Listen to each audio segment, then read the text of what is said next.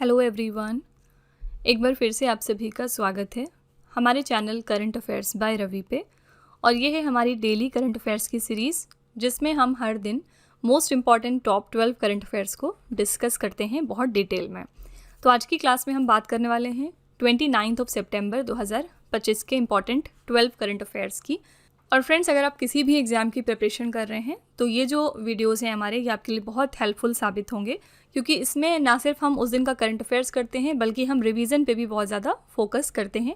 पुराना भी हम बहुत कुछ रिवाइज करते हैं। ठीक है, तो अगर आप पहली बार हमारे चैनल पे विजिट कर रहे हैं तो मैं आपको ज़रूर रिक्वेस्ट करूँगी कि एटलीस्ट 15 डेज़ तक आप हमारी ये क्लास लेकर देखिए, और फिर इसका जो रिज़ल्ट है वो आप अपने अपकमिंग एग्जाम्स में या फिर जो भी आपके मॉक टेस्ट वगैरह आप देंगे उसमें ज़रूर देखेंगे। करंट अफेयर्स के पोर्शन में जो आपका स्कोर है वो डेफिनेटली बढ़ता जाएगा। ठीक है, तो आइए स्टार्ट कर लेते हैं आज का अपना सेशन। और हमेशा की तरह क्लास की शुरुआत हम करते हैं क्विक रिवीजन के साथ, यानी एक दिन पहले हमने जो भी टॉप 12 करंट अफेयर्स को पढ़ा है उनको हम यहाँ पे सरसरी निगाह से एक बार रिवाइज करते हैं। तो कल का पहला क्वेश्चन था, पुरुष टेनिस टूर्नामेंट लेवर कप 2025 किसने जीता है? तो ये कप जीता था टीम वर्ल्ड ने। किसको हराया था? टीम यूरोप को। ठीक है, टीम वर्ल्ड ने टीम यूरोप को हरा के इस कप को जीता है। कहाँ पे ऑर्गेनाइज हुआ था ये? तो सैन फ्रांसिस्को, संयुक्त राज्य अमेरिका में। यहाँ पे टीम वर्ल्ड के कैप्टन कौन थे? तो ये थे ऑन्ड्रे अगासे। ठीक है, अंतर्राष्ट्रीय जल पुरस्कार 2025 जीतने वाले भारतीय पहले कौन बन गए हैं? पहले भारतीय कौन बन गए हैं? तो पहले भारतीय जिन्होंने अंतर्राष्ट्रीय जल पुरस्कार 2025 जीता है वो हैं डॉक्टर हिमांशु कुलकर्णी। कहाँ को बिलोंग करते हैं? ये पुणे से हैं। सितंबर 2025 में केंद्र सरकार ने चीफ ऑफ डिफेंस स्टाफ के रूप में किनका कार्यकाल 2026 तक बढ़ा दिया है? तो पहले से हमारे सीडीएस थे जनरल अनिल चौहान, और अब ये सेम पोजीशन पर 2026 तक बने रहेंगे। ठीक है, क्या काम होता है सीडीएस का? जो हमारी थल सेना है, जो हमारी नौसेना है और जो हमारी वायुसेना है, उनके बीच में तालमेल को मजबूत करना, यानी कोऑर्डिनेशन को मजबूत करना। विश्व पर्यावरणीय स्वास्थ्य दिवस 2025 कब मनाया गया? हमने सेलिब्रेट किया है 26 सितंबर को। थीम हमने रखी थी स्वच्छ वायु और स्वस्थ लोग। फिर सितंबर 2025 में विश्व खाद्य भारत 2025 नामक अंतर्राष्ट्रीय कार्यक्रम की मेज़बानी किस शहर ने करी है? इसकी मेज़बानी करी नई दिल्ली ने। इसका उद्घाटन किया था हमारे प्रधानमंत्री नरेंद्र मोदी जी ने। थीम रखी थी हमने सस्टेनेबिलिटी, इनोवेशन और इंक्लूसिविटी। यहाँ पे दो इंपॉर्टेंट पॉइंट ज़रूर याद रखिएगा। इसमें पहला तो ये है कि कुछ सहभागी देश थे और दूसरा यहाँ पे कुछ फोकस देश थे। इसके बारे में हमने कल डिटेल में चर्चा की थी। तो सहभागी देश की बात करेंगे तो दो थे इसमें, कौन कौन से? न्यूजीलैंड और सऊदी अरेबिया। ठीक है, और फोकस देश इसमें 4 थे। कौन कौन से? रशिया था, फिर यूएई था, इसके अलावा जापान था और वियतनाम था। ठीक है, ये 4 फोकस देश थे और 2 इसमें सहभागी देश थे।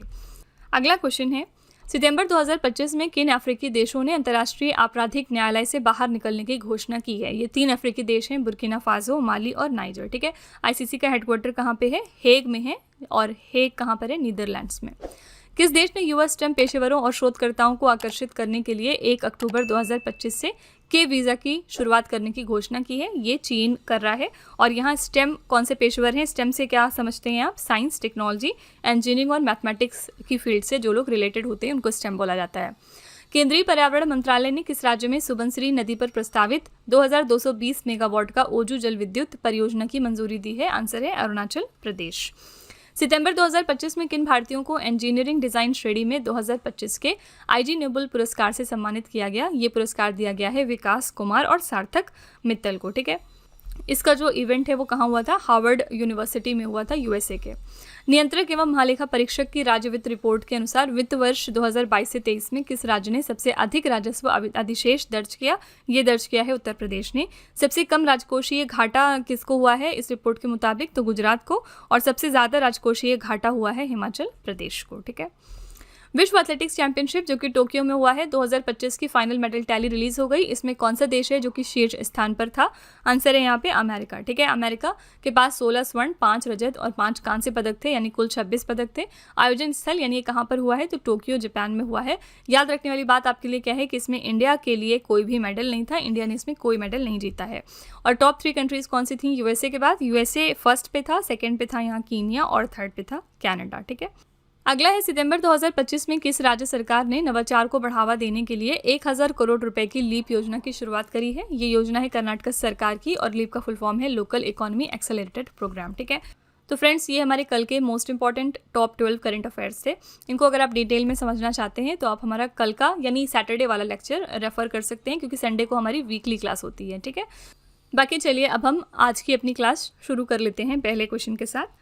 पहला क्वेश्चन है आज, सितंबर 2025 में तीर्थयात्रियों के लिए भारत का पहला आर्टिफिशियल इंटेलिजेंस आधारित कमांड सेंटर कहां पर स्थापित किया गया है?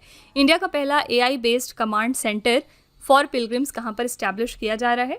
यहाँ पे करेक्ट आंसर हो जाएगा आंध्र प्रदेश का तिरुमाला। ठीक है, बी ऑप्शन। तो भारत का ये पहला AI आधारित कमांड सेंटर है जो कि तिरुमाला में स्थापित किया गया है, जिसे 25 सितंबर 2025 को आंध्र प्रदेश के मुख्यमंत्री N चंद्रबाबू नायडू ने उद्घाटित किया। ठीक है, ये कमांड सेंटर तिरुमला तिरुपति देवस्थानम के वैकुंठम क्यू कॉम्प्लेक्स 1 में स्थापित किया गया है। पर्पस क्या है? तीर्थयात्रियों की भीड़ प्रबंधन, दर्शन कतारों की मॉनिटरिंग, सुरक्षा और साइबर थ्रेट मॉनिटरिंग की अत्याधुनिक AI तकनीक से और प्रभावी बनाना। ठीक है, तो ये कहाँ पर इंडिया का पहला AI based command centre pilgrims के लिए स्टैब्लिश हो रहा है? आंसर है तिरुमाला, आंध्र प्रदेश में। आर्टिफिशियल इंटेलिजेंस से रिलेटेड एक बहुत इंपॉर्टेंट न्यूज़ कुछ दिनों पहले सामने आई थी कि कौन सी कंट्री है जिसने अपना पहला AI मिनिस्टर अपॉइंट कर दिया है। ये कंट्री थी अल्बेनिया। ये बहुत इंपॉर्टेंट क्वेश्चन है, इसको ज़रूर याद रखिएगा कि अल्बेनिया ने पहली बार एक आर्टिफिशियल इंटेलिजेंस मिनिस्टर अपॉइंट किया था करप्शन से निपटने के लिए, और इस जो आर्टिफिशियल इंटेलिजेंस मिनिस्टर को अपॉइंट किया इन्होंने, इसका नाम इन्होंने रखा था डायला। ठीक है, ये नाम भी आपको याद होना चाहिए। यहाँ पे क्योंकि आर्टिफिशियल इंटेलिजेंस बहुत ज़्यादा न्यूज़ में है, तो चलिए हम 2025 के सारे इंपॉर्टेंट AI करंट अफेयर्स को रिवाइज कर लेते हैं। अगस्त 2025 में भारत का पहला ड्रोन AI आधारित कृत्रिम वर्षा प्रयोग किस शहर में किया गया? ये किया गया जयपुर में। कौन सा राज्य है जो आर्टिफिशियल इंटेलिजेंस और बिग डेटा एनालिटिक्स आधारित सड़क सुरक्षा पायलट परियोजना शुरू करने वाला भारत का पहला राज्य बन गया? ये है उत्तर प्रदेश। AI इम्पैक्ट शिखर सम्मेलन 2026 की मेज़बानी कौन सा देश करेगा? ये करने वाला है भारत। स्वतंत्रता दिवस के अवसर पर किस मंत्रालय ने सभासार नामक एक कृत्रिम बुद्धिमत्ता यानी AI संचालित उपकरण का अनावरण किया? ये शुरू किया था मिनिस्ट्री ऑफ पंचायती राज ने। अगस्त 2025 में किस अंतर्राष्ट्रीय हवाई अड्डे ने दुनिया का पहला AI संचालित इमिग्रेशन कॉरिडोर लॉन्च कर दिया है? ये शुरुआत करी है इसकी दुबई अंतर्राष्ट्रीय हवाई अड्डा ने। फिर है इंडिया AI और नेशनल कैंसर ग्रिड ने कैंसर देखभाल में AI नवाचार को बढ़ावा देने के लिए किस कार्यक्रम को शुरू किया? इस कार्यक्रम का नाम है कैच ग्रैंड प्रोग्राम। कैच का फुल फॉर्म है cancer AI and technology talent. ठीक है, ये आपके 2025 के most important artificial intelligence related current affairs हैं जिनके बारे में एग्जाम में पूछा जा सकता है। आप इनको ज़रूर कहीं पर लिख लीजिएगा या फिर स्क्रीनशॉट आप ले सकते हैं। अगला क्वेश्चन है, सितंबर 2025 में भारतीय वायुसेना ने 62 वर्षों की सेवा के बाद MiG-21 को रिटायर कर दिया है। इसे भारतीय वायुसेना में किस वर्ष शामिल किया गया था? ये इंपॉर्टेंट क्वेश्चन है क्योंकि इंडियन एयरफोर्स ने डिसाइड किया है कि वो MiG-21 को इसी महीने में रिटायर करने वाले हैं। इसकी 62 साल की सर्विस के बाद आपको बताना है कि इंडियन एयरफोर्स में ने कब MiG-21 को इंडक्ट किया था अपनी फोर्स में। आंसर हो जाएगा 1963। ठीक है, तो air chief marshal AP Singh ने देश के सबसे ऐतिहासिक लड़ाकू विमानों में से एक MiG-21 की अंतिम उड़ान चंडीगढ़ एयरफोर्स स्टेशन से पूरी करी। MiG-21 सोवियत संघ की कंपनी मुकोयान गुरेविच द्वारा डिज़ाइन किया गया पहला सुपरसोनिक फाइटर जेट था। भारत 1961 में इसे चुना और 1963 में इसे वायुसेना में शामिल किया गया। ठीक है, 1961 में यानी हमने इसको चूज़ किया, फिर 1963 में इसको इंडक्ट किया।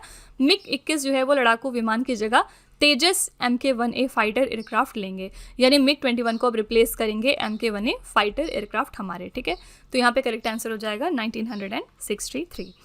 इंडियन एयरफोर्स की बात करेंगे तो हमने ऑलरेडी पढ़ लिया कि इसके एयर चीफ मार्शल हैं AP सिंह, और ये बहुत सारी एक्सरसाइज में पार्टिसिपेट करता रहता है। इस साल की अगर हम बात करें तो एक बहुत फेमस एक्सरसाइज हुई थी, एक्सरसाइज ब्राइट स्टार।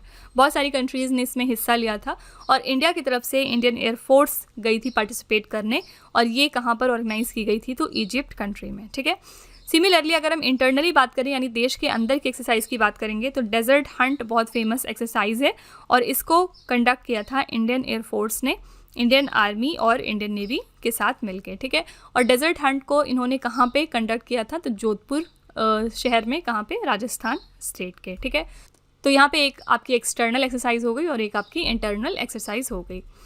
अगला क्वेश्चन है, वर्ष 2025 के यूनाइटेड नेशंस एनवायरनमेंट प्रोग्राम युवा पृथ्वी चैंपियन पुरस्कार से किसे सम्मानित किया गया? 2025 का UNEP young champions of the earth award किसको दिया गया है? ऑप्शंस है नोएमी फ्लोरिया अमेरिका से, जिनाली मोदी भारत से, जोसेफ नगुथिरू केन्या से। यहाँ पे आंसर हो जाएगा उपरोक्त सभी, ठीक है। तो ये जो अवार्ड है ये 3 लोगों को इस साल प्रेजेंट किया जा रहा है। इनकी कंट्रीज़ आपको ज़रूर याद रखनी होंगी।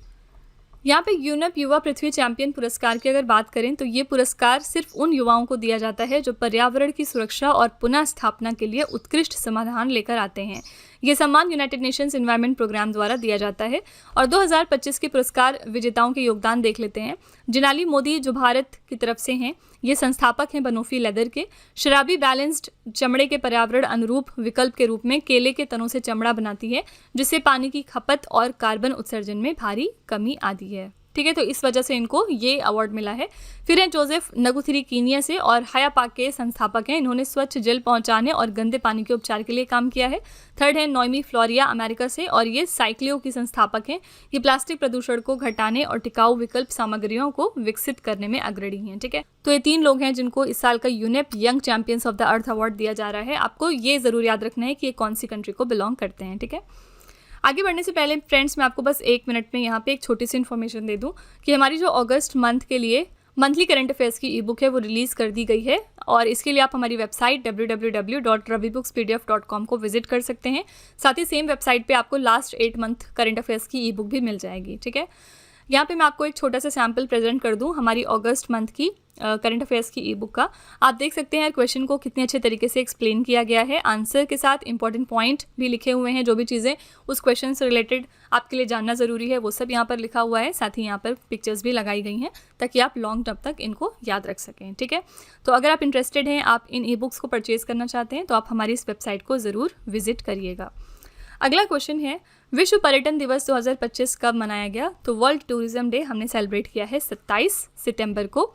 विश्व पर्यटन दिवस जो है वो 27 सितंबर को मनाया हमने। पर्पस क्या था? पर्यटन के आर्थिक, सामाजिक, सांस्कृतिक और पर्यावरणीय महत्व के प्रति जागरूकता को बढ़ाना और जिम्मेदार तथा टिकाऊ पर्यटन को प्रोत्साहित करना। इस साल के लिए हमने थीम रखी है पर्यटन और सतत परिवर्तन, यानी टूरिज्म एंड सस्टेनेबल ट्रांसफॉर्मेशन। इसके लिए मेज़बान देश कौन सा था? तो मलेशिया। वेरी इंपॉर्टेंट, इसको ज़रूर याद रखिएगा। इसका मुख्य कार्यक्रम जो है वो मलाक्का शहर में हुआ है। किस संस्था द्वारा ये मनाया जाता है? United Nations World Tourism Organisation द्वारा, ठीक है। याद रखिएगा, विश्व पर्यटन दिवस यानी वर्ल्ड टूरिज्म डे हमने सेलिब्रेट किया है 27 सितंबर को। ऑप्शंस देखते हैं यहाँ पे। ऑप्शन में है 26 सितंबर। 26 सितंबर को हम मनाते हैं वर्ल्ड एनवायरनमेंट हेल्थ डे, पीछे हमने देखा, ठीक है। और मैंने आपको बताया था कि वर्ल्ड एनवायरनमेंट हेल्थ डे हम 26 सितंबर को मनाते हैं, लेकिन वर्ल्ड एनवायरनमेंट डे हम कब मनाते हैं? 5 जून को। ये दोनों अलग अलग डेज हैं, ठीक है। 25 सितंबर की बात करेंगे तो इस दिन 2 इंपॉर्टेंट चीज़ें हम सेलिब्रेट करते हैं। पहला है वर्ल्ड लंग्स डे और दूसरा है वर्ल्ड फार्मासिस्ट डे। दोनों ही डेज जो है वो 25 सितंबर को हम मनाते हैं। 24 सितंबर को ऐसा कुछ खास नहीं होता है, ठीक है। अगला क्वेश्चन है, सितंबर 2025 में भारतीय विज्ञापन मानक परिषद का नया अध्यक्ष किसे नियुक्त किया गया है? Advertising standards council of India के नए चेयरमैन कौन बन गए हैं? आंसर हो जाएगा सुधांशु वत्स, ठीक है। ये बने हैं नए chairman advertising standards council of India के लिए। भारत की प्रमुख नियामक संस्थाओं में से एक है ये पिडिलाइट इंडस्ट्रीज लिमिटेड, जिसके प्रबंध निदेशक थे सुधांशु वत्स और इनको भारतीय विज्ञापन मानक परिषद का नया अध्यक्ष नियुक्त कर दिया गया है। भारतीय विज्ञापन मानक परिषद की बात करेंगे तो इसकी स्थापना हुई थी 1985 में और इसका मुख्यालय कहाँ पर है? तो मुंबई, महाराष्ट्र में, ठीक है। अगला क्वेश्चन है, सितंबर 2025 में भारत के किस राज्य ने कलैमा मणि पुरस्कार 2021-23 प्रदान किए हैं? यह अवार्ड देता है तमिलनाडु। और कलात्मक उत्कृष्टता के सम्मान में तमिलनाडु सरकार ने वर्ष 2021, 2022 और 2023 के लिए कलैमा मणि पुरस्कारों की घोषणा कर दी है। सिनेमा, संगीत, नृत्य, साहित्य और रंगमंच सहित विभिन्न क्षेत्रों के कुल 90 कलाकारों को तमिल संस्कृति और कला में उनके उत्कृष्ट योगदान के लिए ये सम्मान दिया जाता है, ठीक है। तो कौन सा स्टेट है जो कलैमा मणि पुरस्कार देता है? आंसर हो जाएगा आपका तमिलनाडु स्टेट, ठीक है। ये तो बात करी हमने कि कौन सा स्टेट देता है, और चलिए अब देख लेते हैं कि कौन कौन से इसके विनर्स थे। जो इंपॉर्टेंट कैटेगरीज हैं उनमें विजेताओं की सूची को हम एक बार देख लेते हैं। सबसे पहले 2021 की बात करेंगे, क्योंकि यहाँ पे 3 साल के विजेताओं की सूची दी गई है। 2021 में बेस्ट अभिनेत्री साबित हुई साई पल्लवी। अभिनेता की कैटेगरी में अवार्ड मिला है एस.जे. सूर्या को। निदेशक साबित हुए लिंगुसामी और एक्शन कोरियोग्राफर बेस्ट अवार्ड मिला है स्टंट सुब्बरायन को, ठीक है। 2022 पे आएंगे तो अभिनेता का जो अवार्ड था वो दिया गया विक्रम प्रभु को। अभिनेत्री साबित हुई जया गुहानाथन। गीतकार का अवार्ड मिला है विवेक को और PRO सलाहकार साबित हुए हैं डायमंड बाबू, बेस्ट फोटोग्राफर साबित हुए हैं T लक्ष्मीकांतन। 2023 में आएंगे तो यहाँ पे संगीतकार का अवार्ड मिला है अनिरुद्ध रविचंद्र को, बेस्ट गायिका साबित हुई श्वेता मोहन, बेस्ट अभिनेता का अवार्ड मिला है K मणिकंदन को और बेस्ट अभिनेत्री साबित हुई हैं जॉर्ज मारियन। ठीक है, फिर विशेष मान्यता पुरस्कार देखते हैं यहाँ पे, तो KJ यसुदास को संगीत के लिए MS सुब्बुलक्ष्मी पुरस्कार दिया गया, पद्मश्री मुथु कनम्मल को नृत्य के लिए बाला सरस्वती पुरस्कार दिया गया, N मुरुगेसा पांडियन को साहित्य के लिए भारतीय पुरस्कार दिया गया, MR Muthusamy memorial drama troop को सर्वश्रेष्ठ ड्रामा ट्रूप का अवार्ड मिला है और तमिल ईसाई संगम चेन्नई को सर्वश्रेष्ठ एसोसिएशन का अवार्ड मिला है। ठीक है, तो इसमें से कुछ ही जो कैटेगरीज हैं वो इंपॉर्टेंट है और वो आपके एग्जाम में पूछी जाएंगी, जैसे कि अभिनेत्री अभिनेता का हो गया सारी ही साल में। इसके अलावा ये जो विशेष मान्यता पुरस्कार है ये आपको याद रखने हैं। ठीक है, अगला क्वेश्चन है, DRDO ने पहली बार रेल आधारित मोबाइल प्लेटफॉर्म से किस मिसाइल का सफल परीक्षण किया है? तो पहली बार DRDO ने रेल बेस्ड मोबाइल प्लेटफॉर्म का यूज़ करके अग्नि प्राइम मिसाइल का सक्सेसफुल टेस्ट कंडक्ट कर लिया है। ये भारत का पहला परीक्षण है जिसमें मिसाइल को रेल नेटवर्क पर चलने वाली मोबाइल लॉन्चर प्रणाली से दागा गया। अग्नि प्राइम DRDO ने इस मिसाइल को ओडिशा के चांदीपुर से रेल मोबाइल लॉन्चर से दागा है। अग्नि प्राइम DRDO द्वारा विकसित भारत की अग्नि मिसाइल श्रृंखला का नवीनतम संस्करण है और सटीक मार्च क्षमता इसकी कितनी है? 2000 किलोमीटर। एक बार एक एग्जाम में पूछा गया था कि अग्नि पी में पी किस चीज़ के लिए रेफर करता है, आपको याद रखना है पी स्टैंड्स फॉर प्राइम। ठीक है, यहाँ पे ऑप्शंस में प्रलय मिसाइल है, ये पिछले दिनों बहुत ज़्यादा न्यूज़ में था क्योंकि DRDO ने इसको सक्सेसफुली टेस्ट कर लिया था। आपको याद रखना है कि ये शॉर्ट रेंज बैलिस्टिक मिसाइल है। कई बार एग्जाम में पूछा जाता है कि जैसे पर्टिकुलर मिसाइल, जैसे प्रलय मिसाइल की हम बात कर रहे हैं तो प्रलय मिसाइल क्या बैलिस्टिक मिसाइल है या हाइपरसोनिक मिसाइल है? तो याद रखिएगा ये शॉर्ट रेंज की बैलिस्टिक मिसाइल है। ठीक है, और हमारे DRDO के चीफ कौन है? इनका नाम है डॉक्टर समीर V कामत। ये हमारे फिलहाल DRDO के हेड हैं। ठीक है, अगला क्वेश्चन है, केंद्रीय मंत्री माइक्रोसॉफ्ट की जगह अब डॉक्यूमेंट्स, स्प्रेडशीट्स और प्रेजेंटेशन जैसे कामों के लिए किस भारतीय सॉफ्टवेयर का इस्तेमाल करेंगे? तो कौन सा इंडिया का सॉफ्टवेयर है जिनको यूज़ किया जाएगा डॉक्यूमेंट्स को क्रिएट करने के लिए, स्प्रेडशीट्स बनाने के लिए और प्रेजेंटेशंस के लिए माइक्रोसॉफ्ट सॉफ्टवेयर को रिप्लेस करके? यहाँ पे आंसर हो जाएगा जोहो। ठीक है, सी ऑप्शन बिल्कुल सही है। केंद्रीय मंत्री अश्विनी वैष्णव ने घोषणा की है कि वो अपने ऑफिस वर्क के लिए माइक्रोसॉफ्ट और गूगल के स्थान पर भारतीय सॉफ्टवेयर जिसका नाम है जोहो ऑफिस सूट, इसका उपयोग करेंगे। ये भारतीय कंपनी जोहो कॉर्पोरेशन का क्लाउड आधारित ऑफिस सॉफ्टवेयर है जो माइक्रोसॉफ्ट ऑफिस के विकल्प के रूप में व्यापक रूप से प्रचलित होता जा रहा है। ठीक है, तो जोहो का यूज़ किया जाएगा अब इंडिया के अंदर और ये सॉफ्टवेयर है जो कि माइक्रोसॉफ्ट सॉफ्टवेयर को एक तरह से रिप्लेस करेगी। ठीक है, माइक्रोसॉफ्ट के बारे में पिछले दिनों एक बहुत इंपॉर्टेंट न्यूज़ आई थी। माइक्रोसॉफ्ट ने ऑफिशियली अनाउंस कर दिया है कि वो सारे अपने ऑपरेशंस शट डाउन कर देंगे पाकिस्तान कंट्री में 25 साल तक काम करने के बाद। ठीक है, तो 25 साल इनका काम यहाँ पाकिस्तान में चला है और अब वहाँ पे इकोनॉमिक कंडीशन को देखते हुए माइक्रोसॉफ्ट ने डिसाइड किया है कि वो बहुत जल्द पाकिस्तान को छोड़ देंगे और वहाँ पे अपने सारे ऑपरेशंस को बंद कर देंगे। अगला क्वेश्चन है, सितंबर 2025 में 7वां फ्यूचर फूड फोरम 2025 कहाँ आयोजित हुआ है? तो 7th एडिशन था ये फ्यूचर फूड फोरम का जो कि इनॉग्रेट हो गया है दुबई में। ठीक है, फोरम का नाम है फ्यूचर फूड फोरम। ये इसका 7वां संस्करण है जो कि दुबई में हो रहा है। पहली बार इसको 2019 में आयोजित किया गया था UAE में।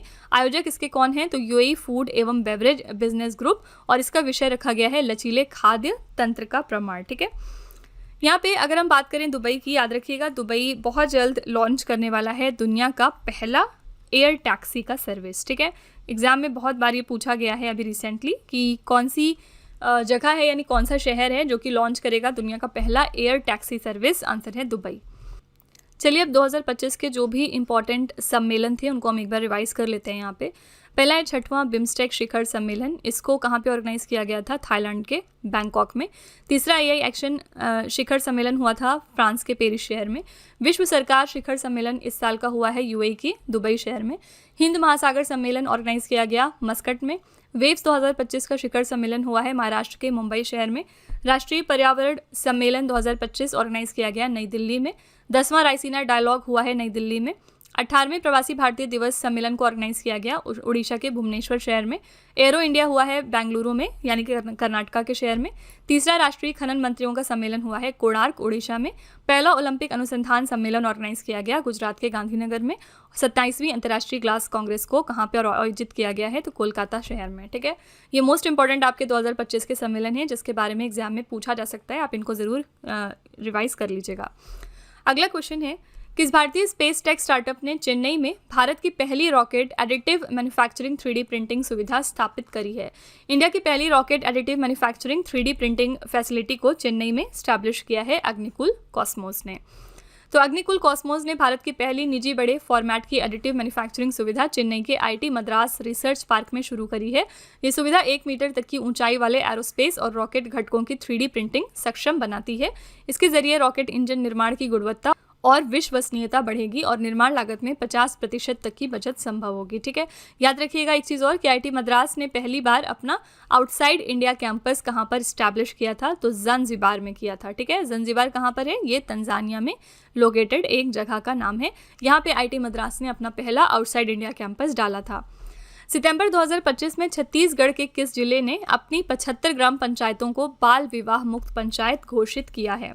आंसर हो जाएगा बी ऑप्शन, सूरजपुर। ठीक है, छत्तीसगढ़ का जो सूरजपुर डिस्ट्रिक्ट है इसने डिक्लेयर किया है अपने 75 ग्राम पंचायत को as the child marriage free panchayat. Chhattisgarh के सूरजपुर जिले ने इसी के साथ अपनी 75 ग्राम पंचायतों को बाल विवाह मुक्त पंचायत घोषित कर दिया। ये घोषणा 17 सितंबर 2025 को स्वस्थ नारी सशक्त परिवार अभियान और राष्ट्रीय पोषण माह के तहत की गई। इन पंचायतों में पिछले 2 वर्षों में एक भी बाल विवाह का मामला दर्ज नहीं हुआ है। ठीक है, इसीलिए सूरजपुर जो डिस्ट्रिक्ट है छत्तीसगढ़ का, इन्होंने ये बड़ा अनाउंसमेंट किया है।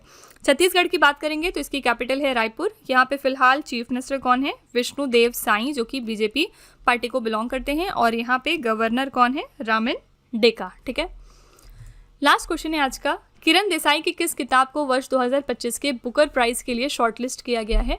तो किरण देसाई की एक किताब आई थी the loneliness of Sonia and Sunny. ठीक है, इसको शॉर्टलिस्ट किया गया है 2025 के बुकर प्राइज के लिए। किरण देसाई की किताब है the loneliness of Sonia and Sunny. इसको वर्ष 2025 के बुकर प्राइज के लिए शॉर्टलिस्ट किया गया। इससे पहले वर्ष 2006 में उन्होंने अपने उपन्यास द इनहेरिटेंस ऑफ लॉस के लिए बुकर पुरस्कार जीता था। बुकर पुरस्कार की बात करेंगे तो ये विश्व का सबसे प्रतिष्ठित अंग्रेजी भाषा का साहित्यिक सम्मान है। इसे प्रतिवर्ष सर्वश्रेष्ठ मौलिक अंग्रेजी उपन्यास के लिए प्रदान किया जाता है। ठीक है, तो याद रखिएगा इनकी किताब का नाम है the loneliness of Sonia and Sunny. यहाँ पे मैं आपको एक चीज़ क्लियर कर दूं कि बुकर पुरस्कार अलग है और इंटरनेशनल बुकर प्राइज़ जो होता है वो अलग है। ठीक है, तो दोनों में कंफ्यूज मत करिएगा। इंटरनेशनल बुकर प्राइज़ की बात हमने पहले ऑलरेडी कर ली है। इंटरनेशनल बुकर प्राइज़ इस साल दिया गया है बानू मुश्ताक को। और किस लिए दिया गया है? इनकी एक कविता का संग्रह है उसके लिए दिया गया जिसका नाम है हार्ट लैम्प। ठीक है, तो ये भी बात आपको याद रखनी है कि जो इंटरनेशनल बुकर प्राइज़ है वो मिला है बानू मुश्ताक को इनकी किताब हार्ट लैम्प के लिए। और इसी के साथ जो बुकर पुरस्कार है ये भी अनाउंस होना बाकी है। इसके लिए फिलहाल किरण देसाई की किताब शॉर्टलिस्ट हुई है जो कि है the loneliness of Sonia and Sunny. ठीक है, तो फ्रेंड्स इसी के साथ हमारा सेशन यहाँ पे कंप्लीट होता है। आई रियली होप कि आपको सेशन पसंद आया होगा। और हमेशा की तरह चलिए हम चलते हैं अपने टेस्ट की तरफ, जिसमें हम डेली आपको 3 क्वेश्चंस देते हैं। और आज का पहला क्वेश्चन है, डीआरडीओ ने पहली बार रेल आधारित मोबाइल प्लेटफॉर्म से किस मिसाइल का सफल परीक्षण कर लिया? दूसरा क्वेश्चन है, विश्व पर्यटन दिवस 2025 हमने कब मनाया? और तीसरा क्वेश्चन है, सितंबर 2025 में भारतीय विज्ञापन मानक परिषद का नया अध्यक्ष किसे नियुक्त किया गया? तो फ्रेंड्स ये 3 क्वेश्चन आपके लिए होमवर्क हैं। इनका जवाब आपको कमेंट सेक्शन में जाके लिखना है। इसी के साथ फ्रेंड्स हमारा सेशन यहाँ पर वाइंड अप होता है। आज की क्लास आपको कैसी लगी इसका फीडबैक आप ज़रूर दीजिएगा कमेंट सेक्शन में जाके। साथ ही अगर आपको लगता है कि इसमें किसी इंप्रूवमेंट की ज़रूरत है, कोई आपकी तरफ से सजेशन है, तो वो भी आप कमेंट में जाके लिख सकते हैं। हम उसको डेफिनेटली रिव्यू करेंगे। इसी तरह के बेस्ट क्वालिटी कंटेंट और अच्छी प्रिपरेशन के लिए हमारे चैनल के साथ जुड़े रहिए। मिलते हैं अगले लेक्चर में एक और इम्पॉर्टेंट टॉपिक के साथ। Till then stay tuned. Thank you so much for watching. Also don't forget to like, share and subscribe our channel. Friends यहाँ पे वीडियो को एंड करने से पहले मैं आपको एक छोटी सी इन्फॉर्मेशन दे दूँ कि अगर आप इंग्लिश मीडियम में ज़्यादा कंफर्टेबल हैं, यानी कि अगर आप करंट अफेयर्स को और स्टैटिक जीके को इंग्लिश मीडियम में पढ़ना प्रेफर करते हैं, तो इसके लिए आप हमारे चैनल रवि अदिति क्लासेस को सब्सक्राइब कर सकते हैं। इसके अलावा अगर आपको बुक्स चाहिए प्रिंटेड फॉर्मेट में, तो ये आपको मिल जाएगी हमारी वेबसाइट www.raviaditipublication.com पर, और ये आपके घर तक भी डिलीवर की जाएंगी। तो फिलहाल आपके लिए हमने लॉन्च किया है जीएस का 1 लाइनर 25,000 प्लस एग्जाम फैक्ट का बुक, जहाँ पर सभी इंपॉर्टेंट क्वेश्चंस को हमने कवर किया है। साथ ही यहाँ पे आपको जनरल साइंस, जीके और एनसीईआरटी के नोट्स वगैरह भी मिल जाएंगे। इसके अलावा अगर आपको ई बुक्स चाहिए तो ये आपको ईमेल के थ्रू इंस्टेंटली डिलीवर की जाएगी और ये मिलेगी आपको हमारी वेबसाइट www.ravibooks.pdf.com पर। तो यहाँ पर आप देख सकते हैं कि जनवरी से लेकर मई यानी कि लास्ट 5 मंथ का करंट अफेयर्स का ई बुक हमने लॉन्च किया है आपके लिए। इसके अलावा मंथली और ईयरली ई बुक्स भी मिल जाएंगी। साथ ही 11,000 प्लस GK GS का बुक भी आपके लिए अवेलेबल किया गया है। ठीक है, तो अगर आपको इनमें से कोई भी ई बुक चाहिए तो इस वेबसाइट पर जाके आप इनको परचेज कर सकते हैं। साथ ही ये हमारा मोबाइल एप्लीकेशन है जिसका नाम है रवि स्टडी ऐप। अगर आपको इस वीडियो का फ्री PDF चाहिए तो आप यहाँ पर जाके इसको डाउनलोड कर सकते हैं। इस एप्लीकेशन में और भी चीज़ें हैं आपके लिए, जैसे कि GS की टेस्ट सीरीज़, करंट अफेयर्स के नोट्स, यूट्यूब के वीडियो नोट्स, करंट अफेयर्स की ई बुक्स, GK GS की ई बुक्स एट्सेट्रा। ठीक है, तो आप इस एप्लीकेशन को डाउनलोड करके फर्दर एक्सप्लोर कर सकते हैं। और सभी वीडियोस और ई बुक से रिलेटेड जो अपडेट्स हैं वो आपको मिलेगी हमारे Telegram channel current affairs by Ravi पर। तो इसको भी आप ज़रूर ज्वाइन कर लीजिएगा जिससे कि आप हमारे सारे न्यू लॉन्चेस से अपडेटेड रहें। ठीक है।